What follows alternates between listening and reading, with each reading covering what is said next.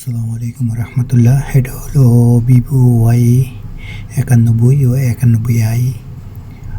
এটা আমরা pattern lock, ফিন lock এবং এফআরপি তিনটা একসাথে খোলা যাবে।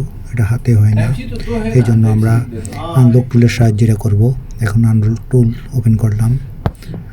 আনলক টুল ওপেন করার পরে আমরা ওইটা ভিভোতে যাব। ভিভোতে যাওয়ার পরে ভিভোতে যেয়ে এটা টাচ পয়েন্ট ধরে খুলতে হয়। এটা কোয়ালকম।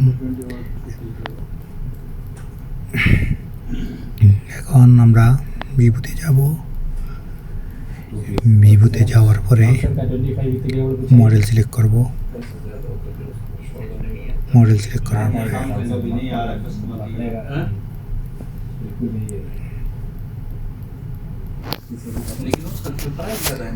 দেখেন আমরা ভিভোতে এসে গেলাম। ভিভোতে মডেলটা দিলাম।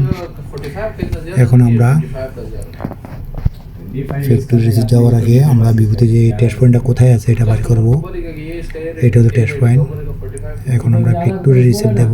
এই ফ্যাক্টরি রিসেট দেওয়ার পরে আমরা ওই টুইজারের দ্বারা আমরা ওটা শর্ট করব। তারপরে ইউএসবি কেবল ডালবো।